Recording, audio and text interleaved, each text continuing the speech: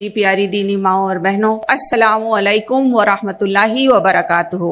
سیالکوٹ کی اس سرزمین پر میں بہت خوش ہوں اور اللہ رب العالمین کا شکر بجا لاتی ہوں کہ اللہ تعالیٰ نے یہاں ہمیں جمع کیا کہ ہم اس کا ذکر کریں اور کچھ باتیں جن پر ہم غور و فکر کریں۔ سب سے پہلی بات تو یہ ہے کہ ہم اپنی نیت کو خالص کر لیں اللہ کے لیے۔ خساران کے ایک آرمی جنرل کی مثال میں آپ کو دوں گی۔ ایک آرمی جنرل ہیں جن کے انتقال کے بعد لوگوں نے انہیں خواب میں دیکھا اور لوگوں نے اس کے بارے میں چرچا کی کہ وہ آرمی جنرل جو ہے وہ یہ کہہ رہے ہیں کہ اللہ تعالیٰ نے میری مغفرت فرما دی۔ تو پھر لوگوں نے یہ عرض کیا پورا ماجرا تو بتائیے کہ کیا خواب میں دیکھا آپ نے؟ تو کہتے ہیں کہ میں ایک بہت بڑے جو ہے کلف پر کھڑا ہوں، اونچائی پر کھڑا ہوں اور میں اپنی پوری جو آرمی ہے اس کو دیکھ رہا ہوں اور بڑے متاثر ہوتے ہیں اپنی پوری آرمی کو دیکھ کر کے۔ کثیر تعداد میں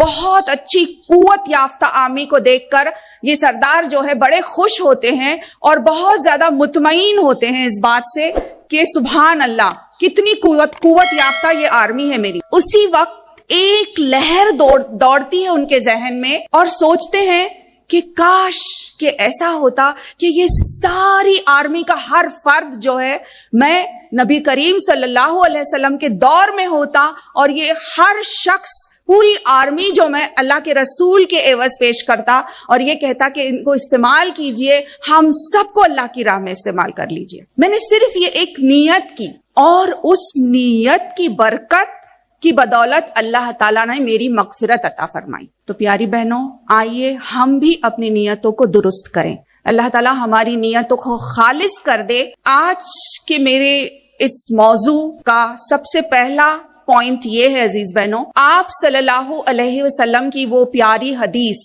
جس میں آپ نے جو ہے زمین پر 4 لکیریں اسٹریٹ لائنز جو ہے آپ صلی اللہ علیہ وسلم نے ڈرا کیے اور صحابہ سے پوچھا کہ آپ جانتے ہیں کہ یہ کیا ہے؟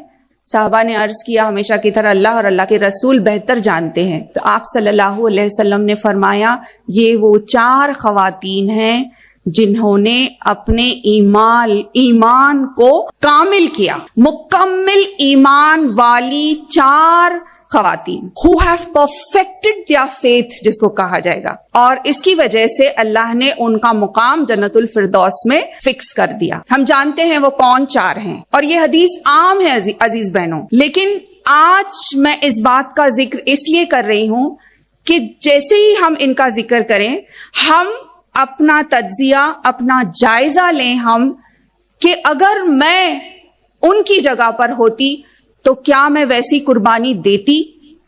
اگر ایسی آزمائش میری زندگی میں آتی تو کیا میں سچ مچ اللہ تعالیٰ کی راہ میں استقامت کے ساتھ عزم جو ہے نیت کے ساتھ کیا میں سچ مچ اللہ تعالیٰ کی نظروں میں کامیاب بندی ہوتی؟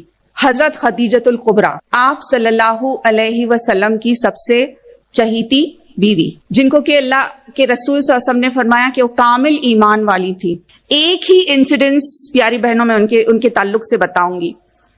دیکھیے جب اللہ تعالیٰ نے سب سے پہلی وحی نازل کی اقرا بسم ربک الذی خلق، اس وقت آپ صلی اللہ علیہ وسلم کہاں تھے؟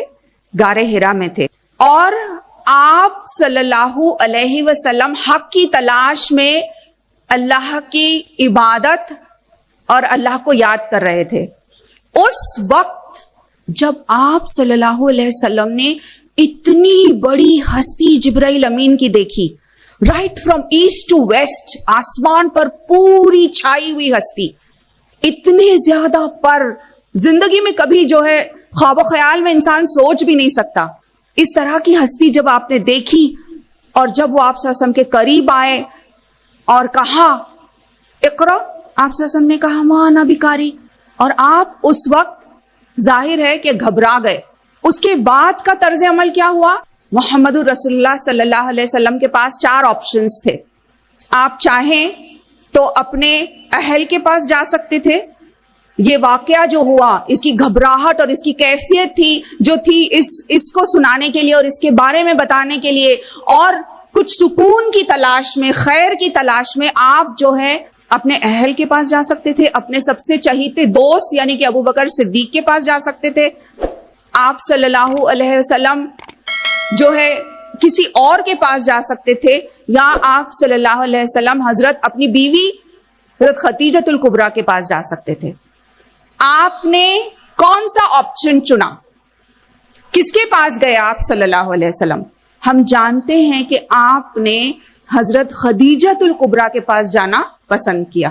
کچھ تو ایسا ہوگا عزیز بہنوں اس خاتون کے اندر جس کی وجہ سے آپ صلی اللہ علیہ وسلم نے یہ مناسب سمجھا کہ آپ ان کے پاس گئے. ہم ایک لمحے کے لیے پاز کرتے ہیں اس حدیث کو اور ہم ریفلیکٹ کرتے ہیں, ہم جائزہ لیتے ہیں اس بات کا کہ اگر آج کی دور کا شوہر جو ہے اس کے پاس کوئی پرابلم پیش آتا ہے, چاہے وہ فائنینشیل پرابلم ہو, کوئی اور پرسنل پرابلم ہو, ایموشنل پرابلم ہو, یا کوئی بزنس پرابلم ہو, کیا وہ سچ مچ اپنی اہلیہ اپنی بیوی کے پاس آتا ہے؟ اور اگر آتا بھی ہے تو کیا وہ اس قابل ہے؟ کیا اس کا تعلق باللہ, کیا اس کا سینس آف پرپس, کیا وہ اتنی سمارٹ ہے کہ وہ سچ مچ اپنے شوہر کو راہ راست دکھا سکے, ہدایت کا ذریعہ بن سکے؟ عام طور پر ہوتا کیا ہے, اگر فرض کیجئے کہ اتنے دنوں کے لیے اگر شوہر نہیں آ رہا ہے, کسی اور مقصد کے لیے جا رہا ہے, تو سب سے پہلے تو عورتیں جو ہے, بیویاں جو ہے شکایت لے کر بیٹھ جائیں گی کہ اسی لیے میں منع کر رہی تھی غار حرا میں جانے کے لیے, فون کالز نہیں کر رہے, آپ آ رہے نہیں, بچوں کا کیا ہے وہ دیکھ رہے نہیں, شکایتوں پہ شکایتیں ہو سکتی ہے. پھر یہ بھی ہو سکتا ہے کہ بیوی خود جو ہے گھبرا جائے کہ یہ کیا ہو گیا. لیکن یہاں پہ ہم دیکھ رہے ہیں کہ حضرت خدیجہ کا طرز عمل کیا تھا. سب سے پہلے تو یہ وہ خود جو ہے اتنی باشعور تھی, اتنی زیادہ اسٹرانگ تھی مینٹلی, کہ انہوں نے نہ صرف یہ کہ اپنے آپ پر قابو کیا, آپ صلی اللہ علیہ وسلم کو پورا جو ہے کانفیڈنس دیا, اور ان کے الفاظ جو انہوں نے کہے جو کہ آپ صلی اللہ علیہ وسلم کے لیے مرہم ثابت ہوئے, یہ الفاظ میری پیاری بہنوں سنہری الفاظ میں لکھے جانا چاہیے. اور اگر رشتہ میاں اور بیوی کا ایسا مضبوط ہو جیسے کہ آپ صلی اللہ علیہ وسلم کا ان کے ساتھ تھا, تب انشاءاللہ تعالی بہت ہی صالح اور کامیاب نسلیں جو ہے پروان چڑھ سکتی ہیں. اگر میاں اور بیوی کا رشتہ مضبوط ہو, اگر اس کی بنیاد جو ہے ایمان اور تقوی کی ہو, تو انشاءاللہ ہنہ لباس لکم وانتم لباس لہن کی بہترین مثال جو ہے وہ قائم ہو سکتے ہیں. آپ نے کہا محمد رسول اللہ صلی اللہ علیہ وسلم سے کہ بے شک آپ یتیموں, مسکینوں, بیواؤں اور غریبوں کی مدد کرتے ہیں, آپ پڑوسیوں کا حق ادا کرتے ہیں, آپ اپنے اہل کے ساتھ بہت حسن سلوک کرتے ہیں, آپ دوست احباب رشتہ دار کے ساتھ بہت ہی حسین طریقے سے پیش آتے ہیں, آپ سبوں کا حق ادا کرتے ہیں. اللہ تعالیٰ آپ کو ہرگز رائیگاں نہیں جانے دے گا. اور یہ بہترین الفاظ حضرت خدیجۃ الکبریٰ کے لیے مرہم, محمد رسول اللہ صلی اللہ علیہ وسلم کے لیے مرہم ثابت ہوتے ہیں. اور اس کے بعد ہم دیکھتے ہیں تاریخ, ہسٹری جو ہے وہ پوری چینج ہو جاتی ہے, اور آپ صلی اللہ علیہ وسلم کو نبوت مل جاتی ہے. اس کے بعد کی ساری ہسٹری جو ہے بالکل علیحدہ ہے. تو پیاری بہنوں, حضرت خدیجۃ الکبریٰ ایسے وقت پہ زبردست امپاورڈ مسلمہ تھیں جبکہ فیمیل انفینٹیسائڈ, کیا کہیں گے, بچیوں کو زندہ دفن کیا جاتا تھا اس وقت.